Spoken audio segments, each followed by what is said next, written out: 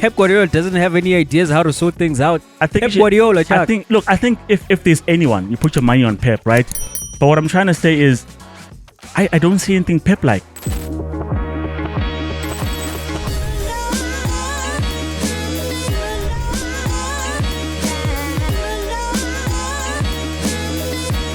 Welcome to another episode of To a Front. My name is Jay, and I'm with Chuck. Chuck, how you doing? Oh, good, man. I think I've had, I want to say perfect weekend, but there was a Proteas result in there, but we won the second game, so good weekend.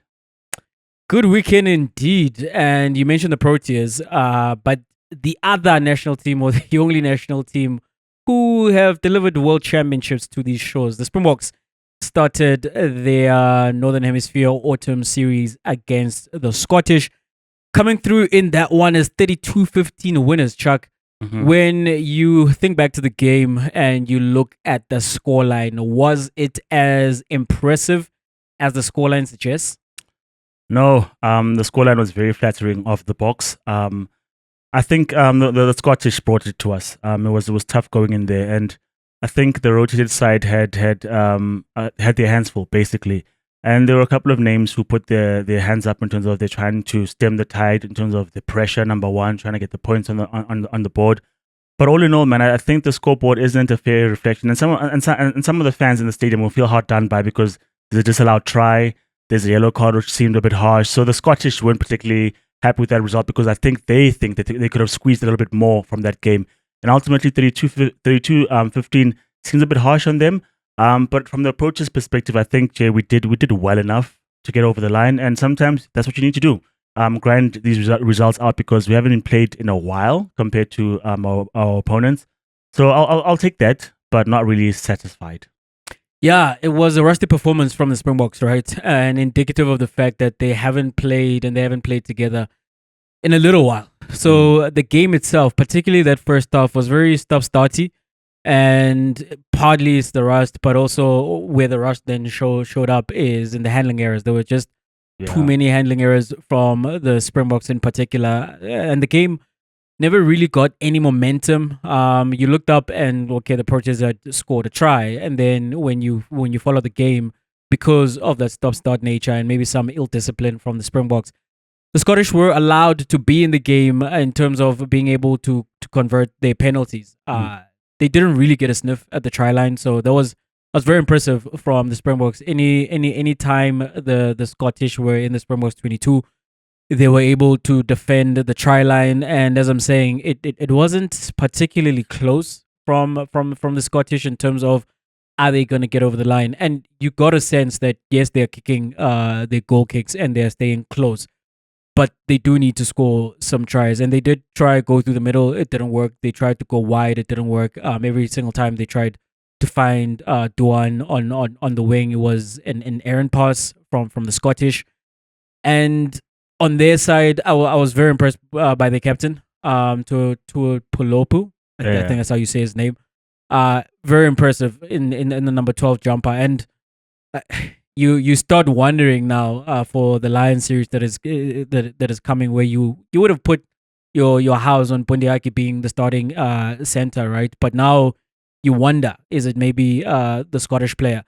And also disappointing, as you mentioned, from Scotland's side, is the red card that they got. Yeah, that was questionable, and for the first time in these internationals, we saw that a red card doesn't really involve a player being out the player is out for the entirety of the game, but the team is not down to 14 men for the rest of the game. You're able to bring on the sub. So we saw that play out for the first time. I don't know how I feel about that, Chuck. I think if you're gonna get a red card, if there's gonna be a deficit, it has to be for the entirety of the game. And some of the red cards are not weighted equally. In some instances where there's absolute dangerous play that is uncalled for, I think that happened in the Fiji match against Wales. Yeah, you should get the punishment of not being able to get up to 15 for the rest of the game. But coming back to the Springboks match, you know how is it Iron Man who says we have a Hulk? Yes. Yeah, you know how Hindman says like, yeah, we have a Hulk. Mm-hmm. With the Springboks, we have a scrum. It Yeah. does not matter how poorly the Springboks play or how average they are. We have the scrum that we can go to, and we won. We won that game on the back of the scrum because when we did get into that set piece, you just knew what was coming. You Yeah. know, there was no question about rust. There was no question about when last did you play together. There were no questions at all around the scrum. You get into the scrum, we feed the ball, we're scrumming for a penalty, and we're doing as we please. And this is something that we're able to go to in any international match. You know, whether we are on top and we're purring, and the scrum sets up what we do in terms of the rest of our play where we are on top, or if we do need to wrestle some momentum our way, or we need to stop the bleeding, we know we can go to the scrum. Famously in the World Cup, of course, we remember how Williams is called for a scrum in his zone 22, which the rule has since been changed for the Springboks. But we know we've got that in our back pocket, and it was needed, it was necessary in the game against the Scottish, because once again that set up the win for us. You know, when you speak about that, yeah, we had, I think, if I'm mistaken, 13 handling errors. And it's sad if you're Scotland, if there are so many handling errors and you can't capitalize because off the back of a ball lost forward, it's a scrum. And you're like, did we really benefit from that call because then we're going to get out-muscled in the scrum? And then when you think about the game in general, Jay, just saying stop-start nature, there was moments of excellence, right? Like Pollard cross-kick to Mapimpi, try, and like, okay, more of that. Then you don't see it for a while, and that disappears. But I mean, of a much changed side, Jay, there were people who put their hands up in terms of putting through a very decent performance for the green and gold. Mapimpi, I don't know if I can call him a bit part player. Maybe he is at this point because he came out with a statement saying that he doesn't think he makes it to the next World Cup because he can see that his powers are waning. He's not the same player he was. I hope he does because in this game he showed that there's still much Mapimpi left is 34 in the tank. Yeah, and I'm a bit confused by that. Like I don't know why I didn't know how old really Mapimpi is, because when he was speaking about maybe not making it to the next World Cup, I was just thinking about the fact that I'm not part of the frontline players. You know, when everyone is fit and available and it's a big game, you're getting Cheslin on the one wing, and on the other wing you would be getting Kurtley Arendse. Mm-hmm. But then I looked up his age because he mentioned that as well. It's like, oh, Mapimpi is currently 34, and come the next World Cup he'll be 37. So the likelihood of having a 37-year-old winger at the World Cup is not very high. But he continues to produce when he's given the opportunities, eh? Yeah, I mean, when we did firmly move in the direction of Cheslin Colby and Kurtley Arendse, he did look like the inferior player on the wing in terms of I'd rather have those two. But since that, I think there's been a rebirth. Like a phoenix, Makazole Mapimpi has been performing every time he's been selected, and I think that brace of tries. First it was Pollard, then it was Uveli Leroux with that kick as well. Real good reading of the game, attacking the space, and then once he sees the try line, no one is strong enough to stop him. So I think it would be sad to not see him in the World Cup. But if he does make it, because I know if you are 37J and you make it to the World Cup, it's because the team is pinning their hopes on you, and that's not the case, unfortunately, for Mapimpi, because we've got options. That's what Springboks are at this point. Chuck, if you don't see him at the World Cup, the man has been to 2 World Cups. True, and he's won gold medals at those World Cups, and the first of those, he was the first South African player to score a try in the final of a Rugby World Cup. So he's had a storied career in the green and gold. Like, it feels like it's been short, but 46 tests, not everyone will get to that, and he'll probably go past the 50 test mark. And when it's all said and done, he'll likely sit number 2 on the all-time try scoring list. So you look at his career, you think about his story where he's not supposed to be here. You know, for him to have come up relatively late to international level, but then to have made the most of it as he has, it's satisfactory for me. I don't know about him. I think he might say the same thing.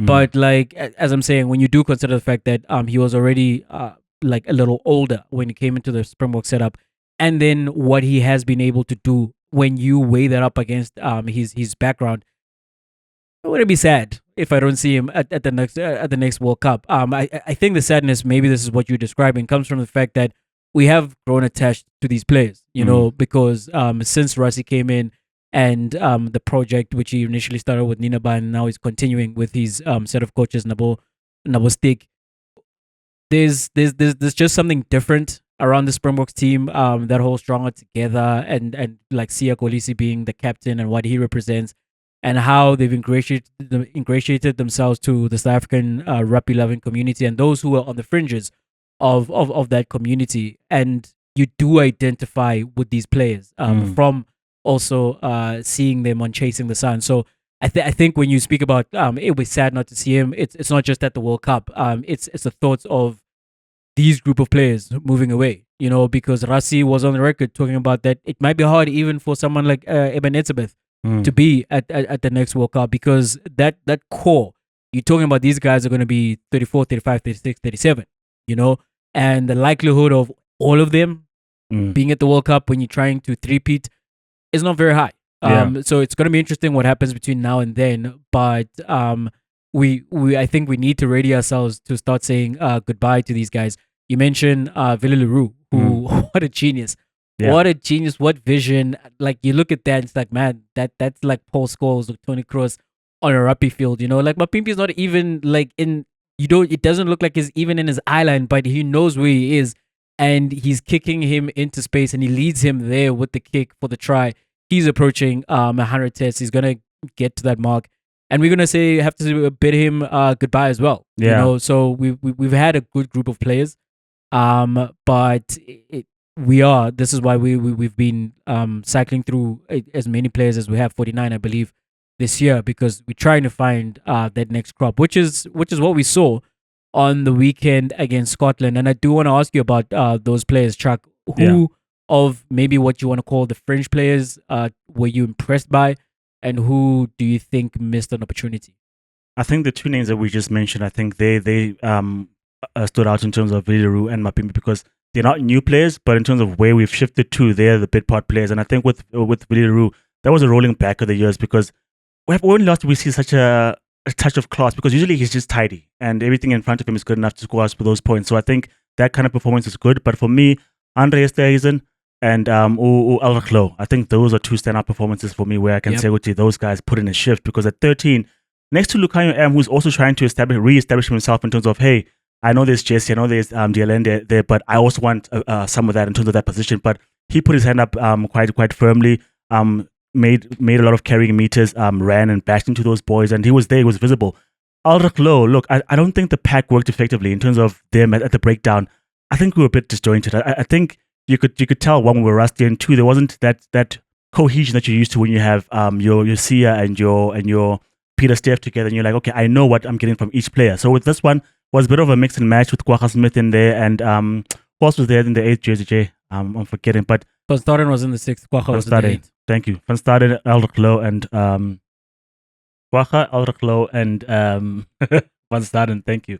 So I think we lacked a bit of cohesion at the breakdown in terms of being there. I think hence the penalties conceded in those moments. But I think Ulrich Loh played a very good game.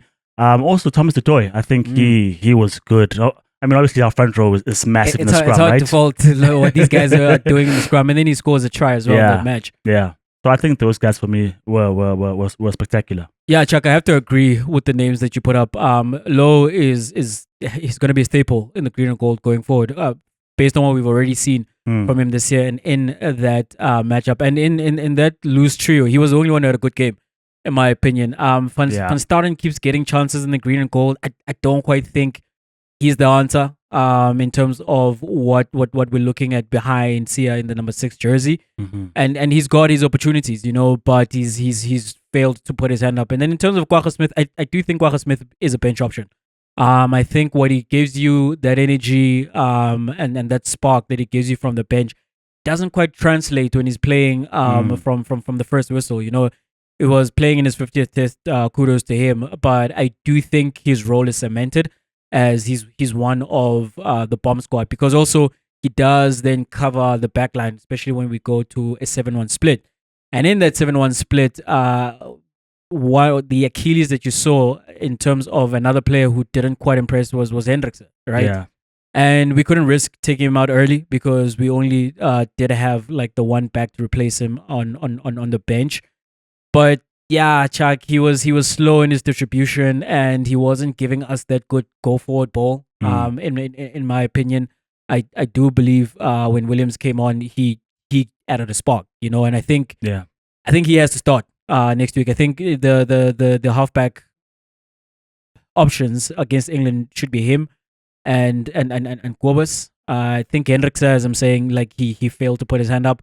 And then very disappointingly for me, Chuck, is Lucanio Am. Like I keep waiting for Lucanio Am to come back to his absolute best form that took him to the top of the world in terms of not just as a center, but like maybe the best player in the world.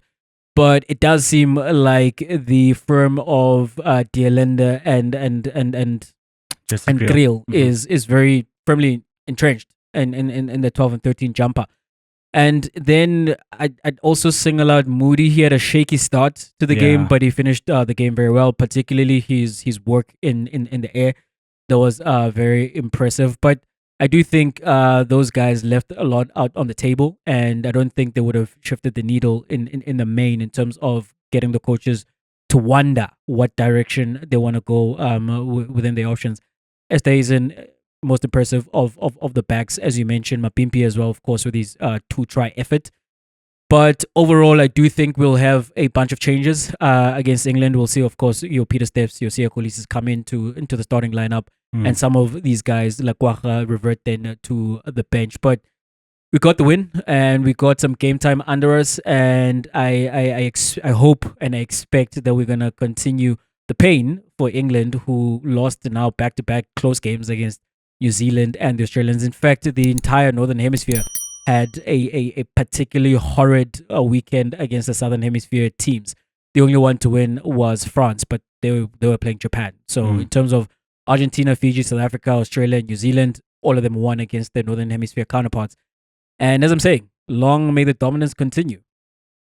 I want to say lastly that I didn't quite see that the Tony Brown style of play with this particular team, because I think we were in between. We were playing two different styles, and I think they clashed on the day. And you figure, because all the backs, as you're saying, apart from Andre Esthuizen, weren't really there at the party. So I think that's something to look into in terms of if we are going to play this more attacking brand of rugby, or maybe it's tweaked because of who we're playing and where we are playing. I don't know. But I think we need to look at that in terms of if we are going to play this brand of rugby, do the players who played on the weekend, are they still the right kind of players to go with? But nonetheless, speaking about internationals, Jay, I said to you off air that with Scotland being such a rugby-proud nation, why are players like Duhan van der Merwe coming all the way from South Africa playing for Scotland? Can't they have players of their own, right? And now I have to bring this very same question to South Africa and in a footballing sense and say, if we don't have a replacement for Themba Zwane, if we look in the direction of Lucas Ribeiro Costa, is that not the same situation where if we're a proud footballing nation, we've got all this talent that we keep on speaking about, and we are AFCON champions and we finished third in the last campaign and we are good, is this necessarily a good thing to look in that particular direction? So Jay, an obvious hole is a Themba Zwane hole for Bafana Bafana. An obvious replacement is Lucas Costa Ribeiro, and he said he has come out to say then it would be an honor to represent South Africa if the call if the call comes his way. Should we go foreign, or do you think we still look amongst our own in terms of the Bafana Bafana setup? I don't know, man. I don't know. Like I said, like not too long ago, that is our response, right? There's our solution right there, like in the Brazilian at Sundowns. Of course, he's not eligible to play for Bafana until at least 2028. So first in line would have been Gaston Sereno. Yeah. But then the coach of Bafana Bafana, Hugo Broos, came out and he said that Sereno's age profile does not quite fit what he wants to do, as well as saying that he's not quite the type of player for him. I don't know really what that means because, in terms of the best 10s in the PSL, Sereno's up there and he started the season well for Kaizer Chiefs. Mm-hmm. But Sereno's is another one, is Uruguayan, you know, so he would have been another foreign option to plug in there, maybe while you wait for Ribeiro Costa, because then when you move away from him, you go then to a Brazilian, and the question is, do we not have any options right here at home? Two things, right? First of all, I have said one of the reasons we have not seen as many goals in the PSL is not just down to the lack of quality strikers. It is also because of the creativity behind the strikers. We haven't had like very good 10s for a long time in the PSL, particularly South African ones, you know, and there's something about the number 10 position which is quintessentially South African. the number 10 and the number 6, like you go anywhere and you watch a football match in South Africa, and the fans who are looking out for who's playing in the number 6, who's playing in that number 10 position, right? Which is why Umshishi, we love him so much. Which is why as well, historically, we've loved people like Teko Modise, as well as Ukama as well. He was more of a forward, but as well dropping into that hole. So the way then that Hugo Bros plays the number 10 is important, you know. And there was a point where we were wondering, is Tito Maswanganyi the player that we go to? It doesn't seem like the coach favors the player much, and then his form has tailed off in recent times, which is why we came to Sereno or Lucas Ribeiro Costa, you know. And what does that say about like South Africa? What does that say about the PSL? What does that say about the players that we've produced? Because we went to a whole semi-final of the AFCON. What we needed was a coaching change, clearly. And who's a coach then who's going to communicate his ideas, which are not foreign to our style of play. He looked at the style of play that we were enacting at the AFCON, and then even outside of the AFCON, like how we play under pros, like that very quintessential South African style. You know, we're good in possession. We play the triangles. We occupy those half spaces, and we want to pass our way to scoring a goal from the back all the way to the front. And it's a distinguished style of play amongst the other African nations. And Chuck, we were successful enough, as I'm saying, to get to the AFCON semi-final. And it was just South African-born players. You want to put it that way. Yeah. So the question is now, should we not look at what we have? Should we then look foreign?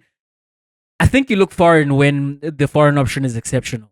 And I think when you compare Sereno and you compare Ribeiro in particular, they're exceptional. You know, like I think what's going to happen with Bafana in the upcoming internationals as we look to qualify for the AFCON is Relemo Mofokeng is going to play in the number 10 position.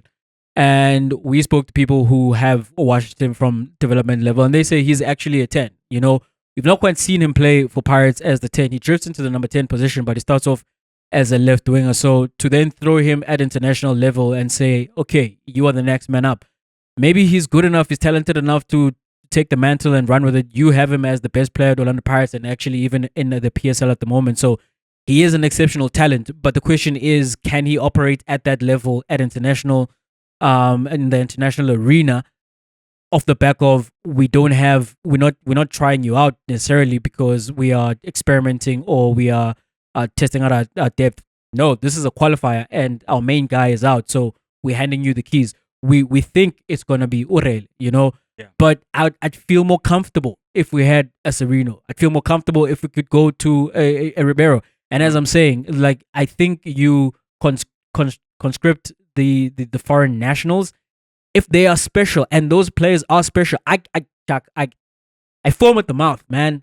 Like I'm salivating at the mouth, thinking like when I see what Sundowns are doing with Ribeiro in particular, and thinking what he can do for Bafana Bafana. Same thing with Sereno, with a team that is still developing at Kaizer Chiefs. Other than a few performances, he's very much been the standout player. You know, he's been driving the Nabi revolution. So you surround him with the quality that we already are seeing at Bafana Bafana level, and we're cooking with gas. Like I'd put up an example of Tenai Mtawarira at the Springboks. Zimbabwean born, and he went on to represent the Springboks over 100 caps. You know, that's what I'm talking about. Like, we're not just saying, hey man, we just want anyone just because they're foreign. Yeah. We're talking about the fact that what do we have currently, and I think that the cupboards are a bit bare when it comes to number 10s who are South African born.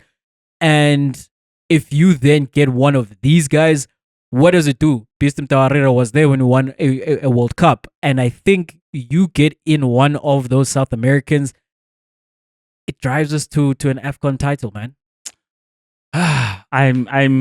You should say no. Let me see. You should say no because as you said, you are asking why what does Scotland have, like having South African players and players who are not Scottish playing for them. So let's hear this, Chuck. Let's see if I can articulate so you can tell where I stand. Look, here's where it favors players like Serena, right? With Ribeiro, I think, as you said, his eligibility will only be in 2028, and after then he would have been with us for a little while, right? Rather than just a season and a bit we've had of him. And the thing that makes it easier to look in the direction of Abo Sereno is that he's been in our league, he's been on our shores for as long as he has, that we know him, we're accustomed to him. That's why the idea is not so crazy, right? And I say that because sometimes when someone says, we've got a South African midfielder playing in England, Dean Furman, you're like, who? Until he comes in, we don't know him. He is South African, but we don't know him.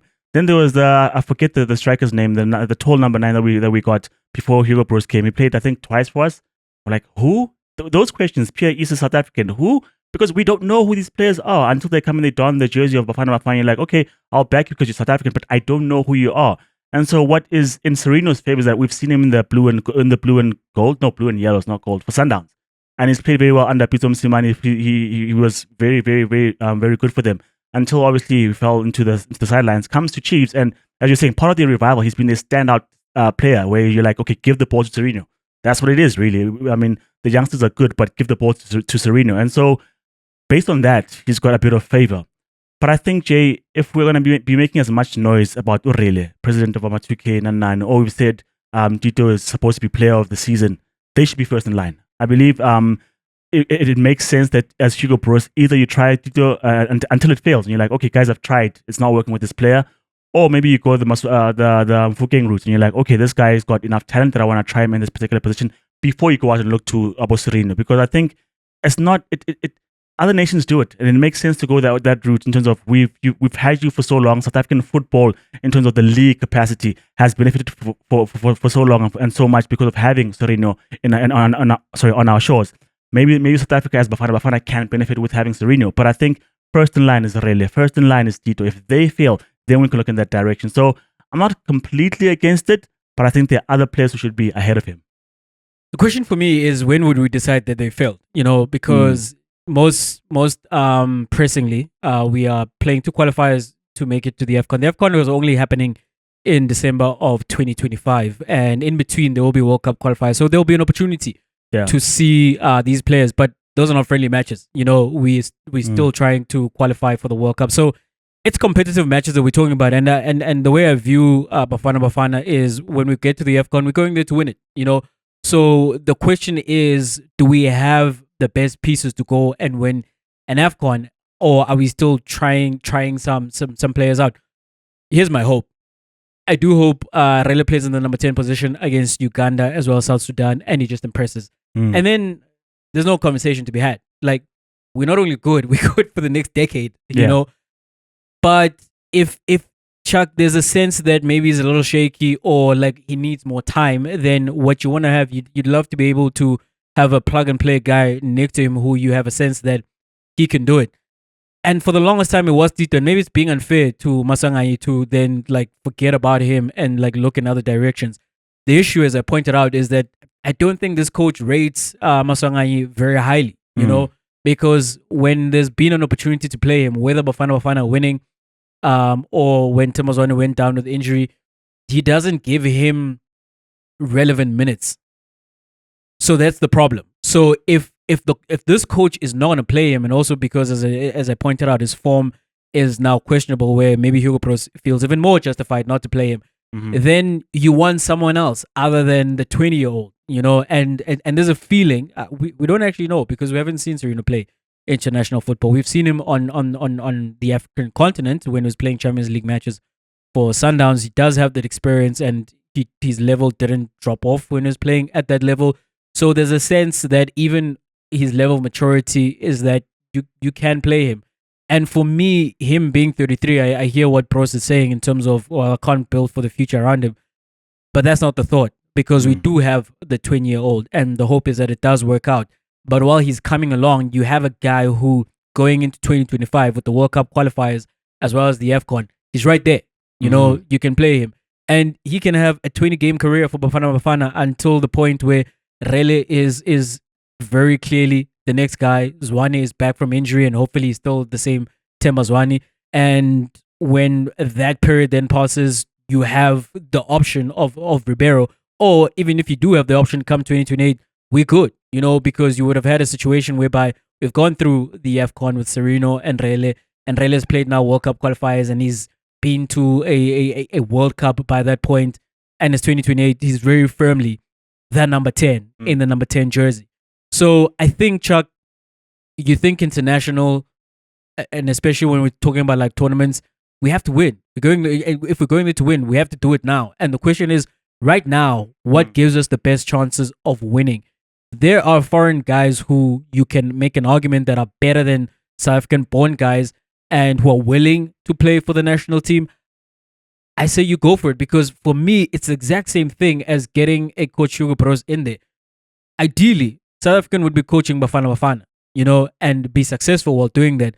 But having not had quite the success under South African coaches and other foreign coaches, by the way, Hugo Bros comes in and he does what he does. And now you're not sitting here thinking to yourself, okay, thank you, Hugo Bros, for what you did for us up to this point. And at the AFCON, now move over, bring in a Helman Mkelele or whoever else is South African born to take that position.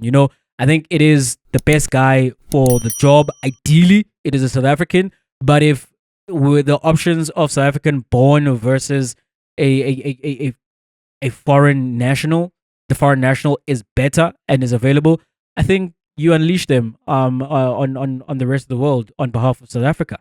I think my final thoughts on this, JR, is that we didn't have a plan, and by that I mean when England hired Thomas Tuchel, they were then arguing that what was the point of building the whatever center and getting the coaches to train and getting these programs if we're going to go foreign in the end. We happened upon Hugo Bros because that's the best candidate out there, and we can't look at South African coaches who have been through a SAFA program, because if we then say by 2030 we want to have these managers accredited by CAF, by FIFA, and to be working at this particular level, then we've got a plan. But if we don't have a plan, we go the Hugo Bros route, and we've done that before, right? We've done that by going for Luis Alberto and going foreign. We've gone for Philip Trussier because we thought foreign was better, right? But up until we've got a plan where we can present a prospect or a candidate that's South African who's better, this is what we're going to do, right? And unfortunately, with the playing position of E10, when you look in the defense, you look in the center of the park, if you look at the wingers, we've got plenty of options. We can go this way or that way with South African options. But in the 10, because we don't have that plan in terms of the development, in terms of under 13, under 15, schools of excellence and programs that will produce players who are that good, our options are just, at this point, it looks Rile or Tito, because Tembazwane is out. And so we go foreign because I think we are pushed in that particular direction. But I think South African players go ahead of the pecking order. And also, Hugo Bros did mention that he's going to give Tito a try. He's going to be patient. So the proof will be in the pudding. In the qualifiers, will he play? Will he start? And if he doesn't, then it seems he's gone a different direction. Yeah, we'll see, Chuck, what becomes of that. I just feel like we lucked into these South Americans. Like Standouts went and scouted them and brought them here, and they're not going to play for their national teams. Let's use them. Like they're here and they are that good. But as I'm saying, like if Rele can step into that position, I hope this is what happens. He steps into that position, and we all left thinking, why did we ever even doubt the boy? Like, because he just keeps delivering whatever is asked of him. Chuck, a team that is currently not delivering, a coach who's currently not delivering, you could say Pep Guardiola and Manchester City, for the first time in his coaching career, has lost 4 matches in a row. He says that they will be back up to their absolute best. But do you believe him? Or do you think, in the famous words of Erik ten Hag, this is the era coming to an end for Manchester City and Pep Guardiola? Man, if you look around, right? Arteta winless in 4 games, Pep 4 games on the bounce. The man who was fired for such form was right. That eras do come to an end, because I look at City and I can't see an ounce of Pep DNA in it. And by that I mean, when he was winning those league titles, there was a standout defender in either Ruben Diaz or Laporte or Stones. You're like, okay, that guy's the bedrock of the defense, or rather, he's the guy who's on form at that point in time. You look across the line from what they fielded. Vardy's been scoring goals, right? Great goals of late, but apart from what he's supposed to be doing, defending, not really great. Kyle Walker was beaten to a couple of balls. I'm like, what's going on today? Kyle Walker's supposed to be invincible when it comes to tracking back. That's not happening. If you look at how they're playing, look, Haaland scores goals, right? But I think it's not really the City way, because he has to be found with crosses, because he's not part of the build-up. Haaland is just there in the box. He isolates himself so much so that you have to have Kevin De Bruyne there to find him with the pinpoint cross to score. Apart from that, if he's not running behind the defense, not really an asset on the pitch. And so if you look at the players who are there, Bernardo Silva starting on the bench. I don't know if Foden is void of confidence at this point in time, but he was playing not much to get from him as well. And so when I look at these performances, Jay, against Brighton now, against Sporting midweek, and against all the other opposition, Bournemouth as well, you're like, where's the spark? Where's the magic? Where's the creativity? Where's the cutback where there's a guy making a third run, a late run into the box, scoring? Where are the hallmarks of Pep football, the tiki-takas? And you think to yourself, about this time when he was at Barcelona, I'm sure this is when he took a break to go and play chess or study tactics from chess masters and move from the game, because I think the ideas are spent. I think the creativity is spent. Can he galvanize him again? Can he rejig the system? Call, Chuck. I'm sure he can. Yes, it's a big call, Jay, but what I'm saying is... think Pep Guardiola doesn't have any ideas how to sort things out. I think Pep Guardiola, Chuck. I think if there's anyone, you put your money on Pep, right? But what I'm trying to say is, I don't see anything Pep-like at this point in time. If there were things that were Pep-like and they weren't working, I'd have a bit more hope. But the fact that they've moved so far away from what we know as City, and yes, we know City to be dominant, to score goals, to control games.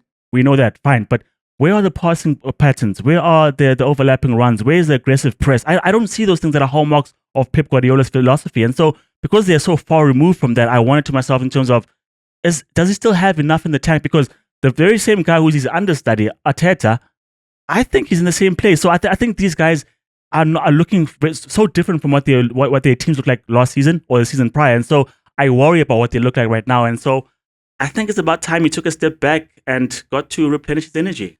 So my concerns about Manchester City, it's a great point that you raised in terms of defensively, right? They don't seem to have a defensive rock, nor anyone who is marshalling that defense. When you have a 19-year-old starting there, I know Barcelona have a 17-year-old playing in at centre back, but it's not really the place for young men, and they are missing some people. I was remarking that for the first time, really, maybe I can see that Ederson is a very good goalkeeper in terms of the goalkeeping side, because he's being asked to work a little more and he's pulling out some saves. It's not quite enough to stop them from losing those games. The other issue for me is the question of, if Haaland is not scoring, who's scoring? In the form that Phil Foden finds himself in, because last season he did carry the side in terms of goals and as well as assists when Haaland was out. He's not in that form. And Haaland as well, yes, he did score over the weekend against Brighton, but he's not in that form that we saw. He had like back-to-back hat tricks to begin the season, So the question is, if goals are not coming from Haaland, where are they coming from? Because it doesn't seem like it's going to come from the wingers. And Kevin De Bruyne is now back in the team. We know he's a goal-scoring midfielder, but we'll see what that looks like, because he struggled with injury the last couple of seasons. And the goals have been scored by Gvardiol, and it's happened so many times that you want to say that is by design, but I don't care who the coach is. I don't care what the system is. When you're relying on a defender to be scoring goals for you, I think you're in trouble. So I do think that they are in a problematic space, and I do think that they are in trouble. But Chuck, if there's one man in the history of the game that I'd be willing to not bet against, it's Pep Guardiola. Pep Guardiola is the greatest manager of all time. With 4 losses on the bounce, it's never happened to him, Jay. Even now, do you still last season, right, in 2023, they went through a stretch where they won 1 game in 6 out of 6, and then they went on to win the league for a 4th time in a row, and probably would have won the Champions League as well if they come through against Real Madrid. You tend to feel whoever comes through in that match is the one who wins the Champions League. But if you're talking about the league in itself, they've been here, and yes, they're 5 points behind Liverpool at the moment with just over 30 games to go. So there's still a long way to go in the season. When he says that he believes that they're going to be back, I believe that as well, Chuck, because I feel like we've been down this road so many times in the early parts of the season, especially at this time, like they'd go to Tottenham and they'd lose at Tottenham, and you ask the question, are they quite looking like they have before? And then March, April, May comes around, and they do what Pep Guardiola's Manchester City do. And in terms of Pep, as I'm saying, that's the greatest mind to ever coach in football. Because what we've seen from Pep, you mentioned that they don't look quite Pep-like. And I'd ask the question, what is that? Because at Barcelona, yes, they play tiki-taka. He's not played tiki-taka anywhere else. And because tiki-taka was very much reliant on having Xavi and having Iniesta and those very specific players. They've played like a position dominant game, yes, but it's not quite being tiki-taka. He's adjusted to the players that he has. And when he came to City, he had like the flying wingers. You know, you had like a Zane over there, you had a Sterling. And then he moved away to the ball controlling wingers. Mahrez was there, and Jack Grealish is a similar kind of winger. And then you go to the midfield. We saw the centre back who's inverting into the midfield from him, which was John Stones. Prior to Stones occupying that role, he had Cancelo inverting from the fullback into the midfield, and everybody started doing the same thing. And when everybody started doing that, as I'm saying, he then moved to John Stones being the one who comes into the middle of the park. We see how he's using Lewis at the moment. And yes, as much as I say you cannot rely on Guardiola being your goal scorer and winning you games, he does find himself in those positions because Pep Guardiola is coaching the system for him to be in those positions. It might not be working right now. But then, as I'm saying, if there is one mind in all of world football who is able to figure anything out, whatever problem that is thrown to him is able to come up on the other side with solutions, it's Pep Guardiola. So on the basis that it's him, I do think they're going to figure it out. And also on the basis that it is Manchester City, because previously we've thought of this team as mentality monsters, right? And I think one of the things that has happened to them, yes, one is injuries. So they're going to get the players back eventually at some point, healthy. The other thing, though, might be motivation, because this is a team that's won the treble and they've won like 4 league titles in a row. So you wonder, where is there to go from here? How do you motivate them to go again? You know? And I think adversity is the best thing that could happen to a team like this, because now there is a carrot. There's something to aim for. There's something that you're chasing. It is Liverpool at the top of the table. It is your struggles in Europe as well in this new UCL format. So the combination of all those things, I think they're going to be back, Chuck. And also, Chuck, I've just got PTSD, man. Like, as I'm saying, like, we've been down this road with these guys before. Like, maybe it's coming to an end. And then it's May and it's champagne showers at the Etihad. Usually, maybe it would be Pep, the guy at the helm, would turn things around. But eras do come to an end, maybe. And this is where maybe his powers have waned. Because, Jay, you asked me, what does Pep Guardiola football look like? Pep Guardiola football looks like he can plug and play just about any player and they look the same. And now he's in the same boat as the other managers who are bemoaning injuries. You can see that they're missing Rodri. You can see that they're missing Kevin De Bruyne, because they're trying to the Gundogan route with the Mateus Nunes. It's not working. I don't know why Bernardo Silva is starting on the bench, but he is. I don't know why Kevin De Bruyne is starting on the bench, because I think he played midweek. He's fit enough to start, but he is. And their patterns of play in the game where you're like, that's not Man City. Like Baleba for Brighton. That young man is amazing, right? But how often does an individual boss the midfield against City? Usually with City, there are cutbacks. Players like Sterling, who you don't think is particularly amazing, but because the system is great enough, it allows him to shine. The cutback and the 100+ goals for Manchester City, you can see those things. And the question is, you asked, is that if it's not Haaland, who's scoring? For me, that's not Pep-like, because whenever he had whenever he had Villa, Messi, and I think Suarez, there were goals shared amongst all the other players, just like every other Pep side where you can say, Suarez. You didn't course for Suarez. No, Not Suarez. Who's the guy with Sanchez? Sorry, that's who I'm looking for. Sanchez, yes. Then you can say there's 20 goals from here, there's 50 there, there's 20 goals there shared. But with this one, it's like, okay, it's working because Haaland is scoring 50 the one season, or maybe he's scoring 30 the other one. That's fine. But when he's not, where the Pep ideas flowing from is my question. Suddenly he's looking like, everyone used to say that he can put out his B team and still win the league. I don't have that confidence, because his B team, if we could call it that, because there's no Kevin, there's no Rodri, they're floundering, they're stuttering at this point in time. So I look at that team and I'm like, at least if there were hallmarks, or the patterns, or the things that Pep did and they didn't work out, he'll find out. But I can't see any of the Pep things. So I don't know. So Jay. there is the question, right? Where the goals are going to come from?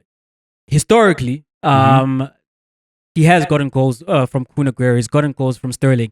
He's gotten goals from Phil Foden last season, where he was scoring double-digit goals in the league itself. Kevin De Bruyne has put up a 15-goal Premier League season as well. we mentioned Guardiola has contributed with goals. You've had the Ballon d'Or winner who also scored double-digit goals last season. You've had Akanji come through with a goal when needed. You had Company come through with a goal when needed. So the question is there, right? And I posed that question. And what I'm also saying is like, I've seen this guy come up with solutions. So it might be Foden. It might be, I don't know if I think it's going to be Doku, but it might be Doku. It might be Savinho. It might be the DM, it might be the defenders somehow like either scoring the goals or helping to score the goals. I've seen it enough where whenever there were questions, he's been able to come up with solutions. And I think he's going to come up with one more solution this season. Arsenal, Chuck. Yeah. There's question marks around them as well. You say Arteta's in the same boat. They played a 1-1 draw against Chelsea, and along with drawing that match, we've got the same number of points as Chelsea this season, though Chelsea are ahead in the table because of goal difference. When you look at those two sides, you look at that result, is it indicative that they are at the same level this season? I think more or less you can say that, hey? Because you might look at Chelsea and then they draw against Man United and you're like, maybe they're not quite ready to mount a challenge or be counted amongst the better sides of the league, which is City and Liverpool, and maybe Arsenal you want to add. But I think if you look at the fact that Arsenal have lost points and 4 games without a win has them obviously where they are, and Chelsea have caught up. What Chelsea have then since found is a bit of reliability in Nicholas Jackson, star power in Cole Palmer, and they've found a side that they're not chopping and changing. They're not using all 50 of their players. They've come to a system where they're like, okay, these guys we can trust. Pedro Neto has now started 3 games in a row. You've got Caicedo and Lavia as your preferred pairing at the base of the midfield. And I think that has given them some stability. What we've always said about Chelsea is that if they can get their story right, with the amount of talent that they've signed, they should be a powerhouse. And I think they've improved to a point where they are peers and they can go shoulder to shoulder, chest to chest with Arsenal. So I think the long and short of it is that I think Chelsea are right there. I think Chelsea are back. I think it depends, Chuck. I think it depends on what Arteta decides to do. I think if Arteta goes the way that he has gone thus far this season, then yes, Arsenal and Chelsea are equals. But I think if Arteta just does maybe some of the simple things and tweaks here and there, then I think Arsenal are still ahead because Thomas Partey should be playing in the 6. What you can actually take a leaf out of the Chelsea book is Maresca is benching Enzo because he has figured out that his best midfield is the pairing of Lavia and Caicedo, right? Regardless of the fact that Enzo cost as much money as he did, Declan Rice is limited in that number 6 position. In some games, you have Thomas Partey being shafted to right back so that you can accommodate Declan Rice in the midfield. Odegaard is back. And I believe if you play Partey in the number 6, because of the midfielders that Arsenal have when Odegaard was out, the only one who could pass was Thomas Partey. There's still question marks around Merino, so I think just do the simple thing, the thing that makes sense. And but also it's not simple in that it's a big call that is required of you, but you're the coach, you're supposed to make the big calls. If you have Thomas Partey in that midfield and if with Odegaard being back, I think that does elevate Arsenal still above Chelsea. The other thing, when I look at their results, yes, they do have the same number of points, right? Arsenal have played 7 of the top 10 teams in the Premier League currently. One of those teams, of course, is them. So they can't play themselves. So of the other 9 available, only 2 of their matches have not come against the top 10 sides. And in those matches, particularly against what you would call the traditional Big 6, right? Yes, they won away against Spurs. They drew away against City. They drew at home against Liverpool. They've drawn away now against Chelsea, yet to play Manchester United. The Chelsea, Manchester City, and Liverpool matches, the concerns are the fact that they were ahead in all those games and they allowed the other team to come back. Heartbreak against Manchester City, they were down to 10 men as well. They did defend manfully, so they were close in that one. Against Liverpool, you should be able to bring that over the line. But you can make the argument that you still were missing some players. And then against Chelsea, again, you were ahead. Yes, it's away at a London rival, but you can win that game. And Trossard, where if he converts, he should score that goal at the end. If not him, he should let that ball go and let Kai Havertz have his moment as he thought he had earlier in the game. Whereas with Chelsea, in the games that they have played against Manchester United as well, then as Liverpool, against Liverpool, possession-wise, they were right there. But I do think the other teams, I don't think it was you have a sense that, man, they were not lucky, they were unlucky to not get the result. I think there's more of that sense with Arsenal. They did shoot themselves in the foot, which again mostly does come back to the coach. But I do believe that if, as I'm saying, if Arteta makes the right kind of tweaks, and with Odegaard now back in this team, who I've called the most important player for Arsenal, I do think Arsenal will prove to still be ahead of Chelsea. That is to take nothing away from Chelsea, because under Maresca, they've done brilliantly this season, and it's proving to be the right decision. Even though Pochettino finished the season quite well and in good form, it is proving that Maresca is the guy, because the other thing, as I'm saying, he's willing to make the tough decisions. He came out and he told us, no, it's not a big squad. These are the players I'm going with. He took a look at Sterling preseason and was like, I know who you are. I know what you've done in this league, but I don't have use for you in my team. So go back to his board, find him other accommodation. But I'm telling you, he's not gonna play here. So they've come a long way. They've got seemingly the right coach. They do have the star players. I do think they've got game breakers. Cole Palmer, Nicholas Jackson, and Pedro Neto. And by game breakers, I mean at any given moment, like the game might be in a lull or it might be a stalemate. They've got that special thing to go and do something. Either go rescue the game or go win you the game. And that is something that maybe at Arsenal, I don't quite think is there in as much abundance as you find in Chelsea. But if I'm stacking them up against one another overall, if Arsenal do the right things, I do think they still pull ahead of Chelsea. Let's hope they do the right things, Jay, because currently, if I look at the current run of form, yeah, there's Chelsea in there, and that's where you lost points. But Newcastle, they're not particularly great, Okay, Newcastle went away to Nottingham Forest and beat the number 3 team in the league starting in the weekend. That's not who they are, That's not who they are. Nino is good for like a top 8 finish, but nothing more than that. And Chelsea have beaten Newcastle, and they've also beaten Bournemouth away. See, and they beat so maybe Forest, I believe, as well, right? I'm not too sure about that one in terms of my recollection, but I think they're creeping up on you. And as you said, if things don't turn and if Arteta doesn't do the simple things, then maybe Chelsea make up that ground. And I think because if you look at the points total, when we get to ruin our rim, we're there as well. As United. We will see about that. Chuck. Yes, sir. Big one coming up this weekend, UFC 309, where we've got what many people call the GOAT, Jon Jones, coming up against Stipe Miocic in the heavyweight division. But there's also a Tom Aspinall who has been the name that has been thrown out quite a lot in terms of Jones should fight him. And Jones came out and he said that he's done nothing in the UFC. And Jones currently where he's at, and he might retire after 309 at Madison Square Garden. He's talking about legacy fights. He'd rather he's on the record saying that he'd rather fight Alex Pereira rather than an Aspinall, who again, as I'm saying, he calls him nobody pretty much, right? But then the other narrative is that Jones is ducking Aspinall. What is happening with Jon Jones? Why is he not looking to fight Aspinall? Is he ducking him? I think interesting story there, because I think what's happening with UFC 309 is not really a fight that people have been clamoring to see. But I mean, it's like 5-6 years too late. Miocic is the greatest heavyweight of all time, Jack. What do you mean, bro? True, but at 42 and has been inactive for the good part of 4 years, is that the guy you still want to see? And the last time we saw him, if I'm not mistaken, he got KO'd by Ngannou, slept by Ngannou. And that's the guy you want to put up against Jon Jones after both of them have been inactive for so long, So not the most exciting. The most exciting, obviously, is Tom Aspinall, because Jon Jones has just then moved up to proper heavyweight from light heavyweight. Tom is there. Tom is running amok the division. You're like, okay, let us see this immovable object. Let's see if this immovable object can stand against the irresistible force that is Tom Aspinall. So from that perspective, from that vantage point, that's what we want to see. Because if you're the GOAT and this is the guy who's tearing it up, these two forces should meet. Stipe, he's got the moniker of the greatest heavyweight, but come on, really, Stipe.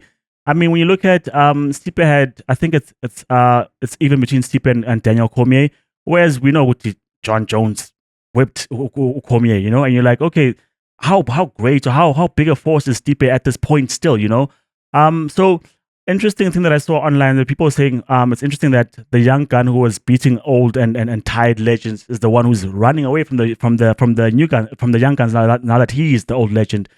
I don't quite think that's the narrative though, because I think Jon Jones has gone against the guys who, one, have been good, two, I mean, most of his fights in the UFC have been title defenses. Let that sink in, right? And he's looking to fight Alex Pereira, the guy who's been the light heavyweight boogeyman. Dangerous He's like, man. I'd rather have him, yeah. If he's sleeping everyone, let him try to do that against me. And he was the guy, I think, if we try to look back now and we're not sober, we actually look at the narrative and try to tell the story. He wasn't afraid of Ngannou. He was willing to get the Ngannou fight done as well because he keeps saying that, show me the money. UFC, I'm willing to do this fight. Show me the money. I just want to get paid what I'm worth. If I'm going to fight Ngannou, give me my money. And they never quite came to an agreement. And so Ngannou went to the PFL, and the narrative is that he was ducking, Jon Jones was ducking Ngannou. But when they meet, you're like, okay, Ngannou is still fearsome and whatnot, but Jones is not afraid of him.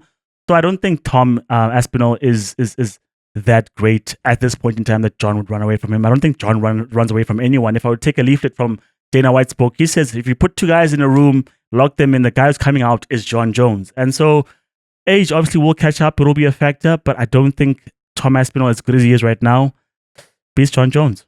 There's an argument, right? There's an argument because you have Aspinall, who's 8-1 in the UFC, and I believe in 7 of those matches he won fight of the night. Mm-hmm. So he's a guy who is punishing in the ring, and he finishes fights. So you can maybe want to make that argument. There's also the fact that, and he responded to Jon Jones calling him someone who's not done anything in the UFC with some stats of his own. And one of those that he pointed out is the fact that in UFC history, he's got the average fastest finish, 2 minutes and 2 seconds, I believe, in the first round. So he's dangerous, Chuck. So I can see where the narrative that Jones is ducking him comes from. But I find it hard as well to believe that Jon Jones is ducking anybody. Like, everyone has come and everyone has lost. And the only loss on his record, that is questionable. There's not really anyone who can claim that I've entered into the octagon of Jon Jones and beaten him. And as you point out, he was willing to do the Ngannou fight. It's very strange for me that, especially him talking legacy, that now that he's at the heavyweight level, Miocic, as I was saying, he does have the moniker of the greatest heavyweight. And if you just look at it without any context, if he beats him, it's like, well, that is a legacy fight, and a legacy victory. But because of the context, the way he is currently in his career, like a win against Miocic doesn't really move the needle in terms of Jon Jones' legacy. But at the moment, the guy who's run through the division, who's the interim heavyweight champion in Aspinall, you get into a ring with him and you defeat him, or somehow we get Ngannou and Jones happening, and you have that win. That is the marquee win, at heavyweight. Yes, he beat Gane, but it's not quite what these guys, any one of these two, Ngannou or Aspinall. So I'd love to see him fight Aspinall. But I don't think, even if he doesn't, it takes away from his legacy. It is something that's gonna come up if he does retire more recently, in terms of, but at the end he didn't want to fight this guy. But as you say, you weigh that up against the fact that he's asking for Pereira. You're like, well, what are we talking about here? In terms of this guy ducking fights. What I do think is happening, I think, is negotiating. I do think he'll fight Miocic and maybe he'll announce his retirement. It's the Garden, it's the Mecca. And there will be a clamor for him to come back. And you imagine Aspinall will continue doing what he's been doing so far in the UFC. And then the purse is that much bigger, or the appetite as well for that fight is that much bigger. And then he does come out and he has that fight, or he does come out and he has a fight against Pereira, or maybe against Ngannou. But I do think he's got one in him left, and it's one of those three. Would love to see him against Aspinall, but if it doesn't happen, I don't think it's a result, because Jon Jones ducking anybody? Come on. Look, I think this one's on Dana. We both agree that Jones not ducking anyone. Dana gave us the Stipe versus Jon Jones fight that no one really wants to see above a Jon Jones versus Tom Aspinall. So this one's on Dana. I mean, he was criticizing boxing for this very thing, that these guys hadn't picked their opponents and they fight this guy and that guy, when we all know what the prize fight to make up is. So I think this one's on Dana. We could have had it. We'll see. We'll see what happens. 309, of course, coming up this weekend. Thank you for joining us on this episode of Two Upfront. Please continue to like, subscribe, and share our videos on YouTube. It is Two Upfront. You can listen to the audio podcast on the City of Johannesburg's online radio station every Tuesday and Thursday at 6 p.m. That is Joburg Pulse. You can listen to the audio as well on Spotify and on Apple Podcasts. You can find us across all social media platforms. It is at Two Upfront Pod. I'm at J_Mzulu. Chuck is at Chuck 2 Up. From Jay, I'm outie.